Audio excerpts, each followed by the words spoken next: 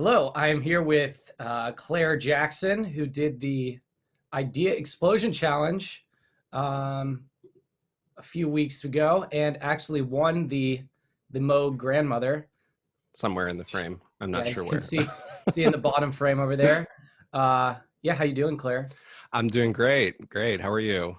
I am doing excellent. Excited to talk to you about your experience at the challenge. Yeah, so how did you find out about it? What got you here? Oh, it's funny because like there's so much talk with Mike Monday sessions about like not getting trapped down YouTube tutorial holes and other sorts of looking for advices that we tend to do. But that's kind of how I found out about it. It was just sort of like accruing a number of like newsletters I had signed up for advice on, music production and sound production and stuff like that. And coming toward the end of the wonderful year that was last year, the email popped up about this. And I had been really struggling to get a project that I had kind of very clearly envisioned somewhere around the middle of last year. And not to say I didn't make progress with it, but it was very slow and felt like it was never going to launch. So when this came up, I thought like, what a, and I didn't really know a whole lot about Make Music Your Life and what some of the perspectives were and some of the models for kind of growth and learning and music development. So I thought, why not, give this a shot.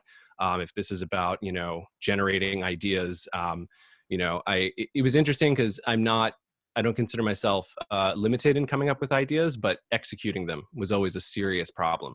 So I thought, here's a really good opportunity to take like this, couple week, workshop essentially, which was how it is a challenge. I always viewed it as a workshop.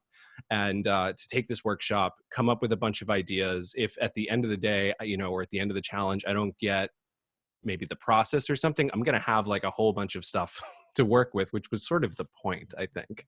Right, right. So how many, do you know how many ideas you ended up making? I did 36, I think. 36. 30 something. Yeah. My challenge that I kind of took from this was I'm going to take each of the splurge modules and I was going to do like 2 or 3 based on each. And I Gotcha. was going to, because it's like so wonderfully, broken up into these chunks in terms of like core and strength and style and preset. And I may be forgetting one. But I was like, okay, if I could have like 3 of each of those, I could like see what I got out of those. Gotcha. I can generate a lot of ideas, but I felt like if I went too much, I'd kind of get possibly lost. Okay, I see. Got it. So what was your creative process like before you did the challenge? Oh man, a lot of self-doubt and misery. Like there were a lot of things I was doing that were similar to splurging, but I didn't really know what to do with them. And I would kind of think like, oh, the answer is like, if I thought something that was wrong with an idea was like a music theory thing, oh, I need to dig through some books and like get a better understanding of harmony, or I need to like figure out how to, use sidechain compression to make this thing I'm working, and all of that stuff, right, is important. But like I always thought that that was the answer, that the answer was like, oh, I need to constantly be like looking at my writings and my recordings and be like, where are the weak spots and how do I focus in on those weak spots and amplify them? And that is a valuable thing to do, I think. But I kept getting like trapped in that and really, really dissuaded from finishing projects, because I think once you look at, the endless, if we just take like, harmony in music theory, I mean, that stuff can be endless in terms of study. So like that is just a black hole to get sucked into, and is Oh yeah, really, really counterproductive to finishing stuff, I think. absolutely. Yeah. You can learn about theory for the rest of your life and not make Yeah, any music. absolutely. And yeah, yeah, I hear you there.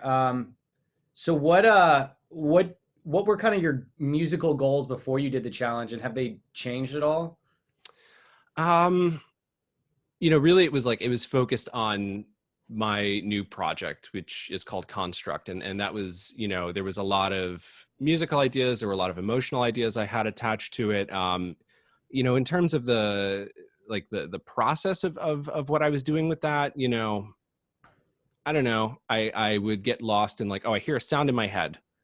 Let me sit down at the computer, grab a guitar, mess with some VSTs. and let me see if I can get there. And I wouldn't get there. And then I'd be like, oh, great. This is never going to happen. Or it would just feel miles away. It would feel like it was under a pile of books somewhere or lost in a YouTube playlist on tutorials.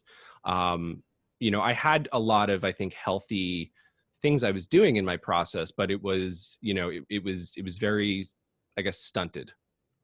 Right. Right. And then how do you think the challenge kind of helped to, do you think it helped to like kind of get some of that stunting undone?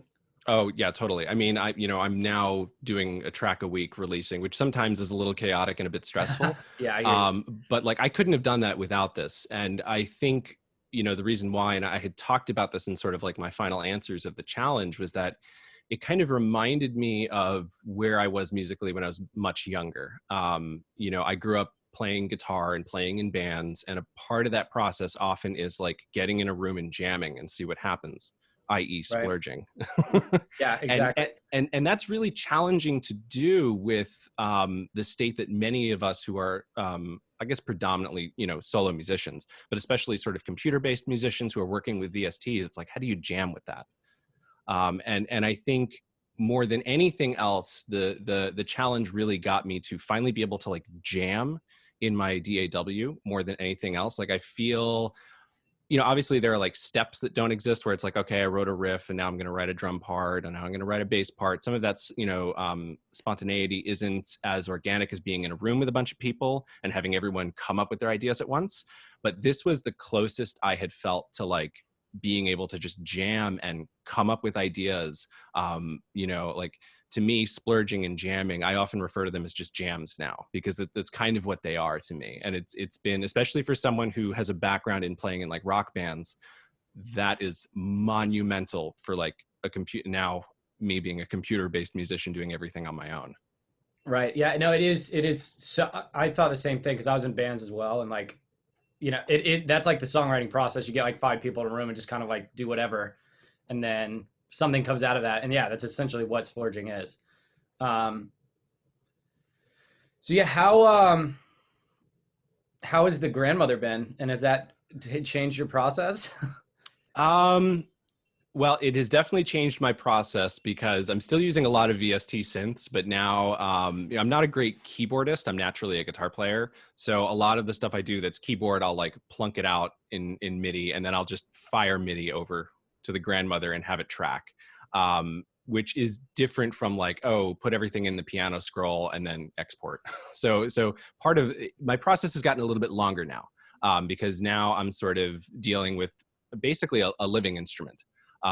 Which is also how it's really changing how I approach synthesis and using that, because there is, I don't want to fall into the trap of saying that like, oh, the analog stuff is like more pure or more warm. I mean, there are sonic aspects that are very different, but there's a very clear organic and liveliness, and having like actual knobs to adjust, and having, I work with the DAW Reason, so that has kind of kept me in a sort of hardware state of mind, because it's all plugging virtual cables in and stuff like that. So I was prepped well for it.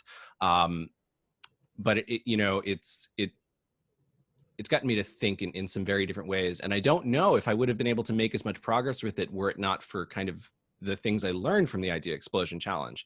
I think had I acquired a synth like this prior to that, I would have been lost in, and I've looked up a number of YouTube tutorials and have read the manual, because there are certain terms I didn't really immediately, recognize or understand, or how to like, do a specific patch or a specific thing. So I've done stuff like that. But, with the Idea Explosion Challenge and splurging, I've been able to make so much more progress with this instrument than I ever have with taking on either a new instrument via a VST, or even with like getting guitar pedals and learning how to use those, and getting lost and trying to figure out and master the instrument. Now it's just sort of like, I have this thing, it's very complex, but now I have this method of sort of jumping in, creating sound, seeing where it leads me, seeing what I learned from that process, and being able to, another thing with the Explosion Challenge that has kind of really dramatically changed how I do things is exporting an audio file after every single session.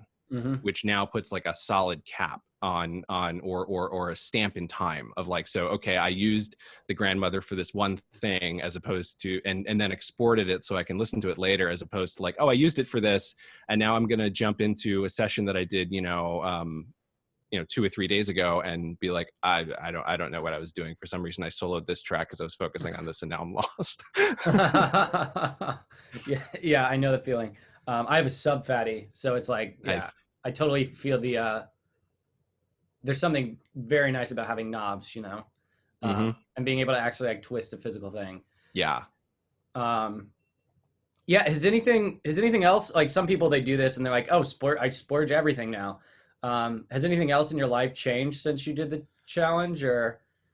I mean, I do splurge everything. I do a bunch of content creation on YouTube for tabletop role playing games, and Oh, I have really? applied. Yeah, I've applied the it's called the Infinite Construct. We can see there's a theme with me in constructs, but uh, my process with creating content for that now, it's a sort of adapted kind of splurge and automatic movie making machine that I do with it now, because it's about not getting caught up in figuring out how I'm going to master plan a final product for something, but it's like, okay, I'm going to sit down and take this moment to generate a bunch of ideas to think about later and to make decisions upon later. And if I don't make those ideas, everything is just going to be this kind of ephemeral dream that I have. So it definitely, like, it's boosted my music because now my music project is now a thing, whereas before it was just like a folder on my hard drive. So now it's a thing where I'm putting out regular music, which I continue to find ways to improve upon. But this sort of splurge method is a really wild thing for other creative endeavors as well, with a little bit of tweaking depending on what it is, of course. Yeah, it's yeah, because I use it now for like just writing words and I mean working. It's Yeah. crazy how many different areas you can kind of take it and apply it to. Yeah, this has been great. Is there anything else that you like want to add or any other thoughts that you had about the challenge? Yeah, I think about the challenge quite regularly, and I think one of the most profound things I've realized is, like Mike will talk a lot about, say, the production mindset, right? And engineering a practice that works for a new kind of music industry, so to speak. And I think, reflecting on like my, generation as, a late 80s born millennial, and how like my musical process has very quickly gravitated into being a computer based musician, even just for guitar. And a lot of software is kind of designed for like a production mindset, to a certain degree. These are tools, really designed with the perspective of producers will use these. The musicians are in the booth recording.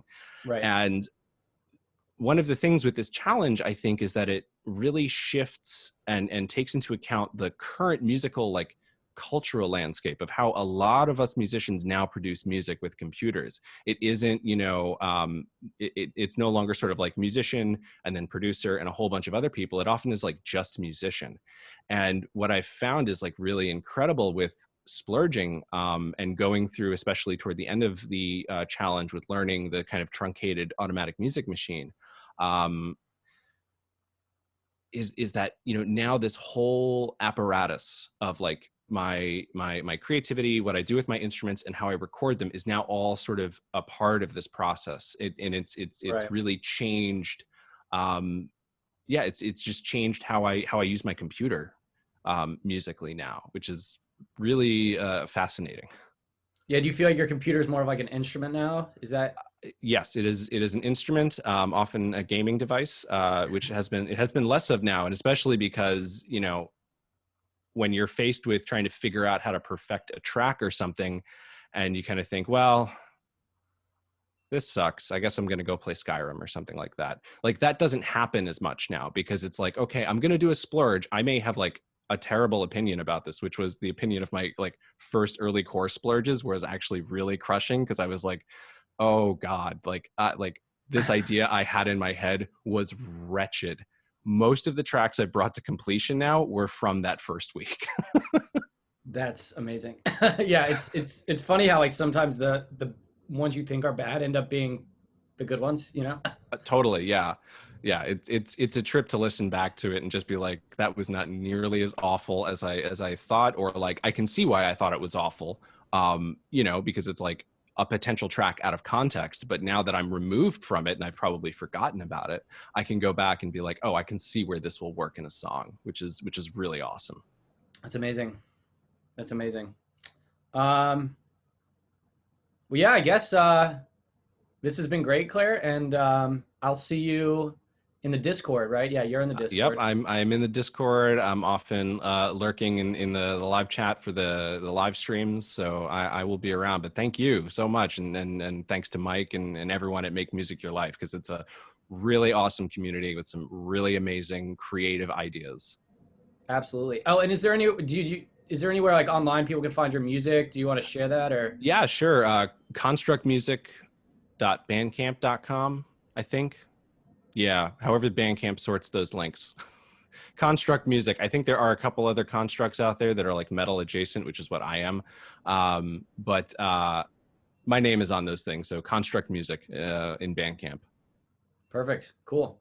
Well, thanks again, Claire, and I'll talk to you soon. Awesome. Cheers.